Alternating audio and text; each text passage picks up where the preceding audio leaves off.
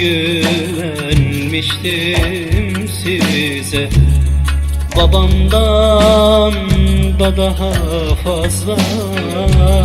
Ah öyle bir vurdunuz ki izleri silinmez asla. Ah öyle bir vurdunuz ki izleri silinmez asla.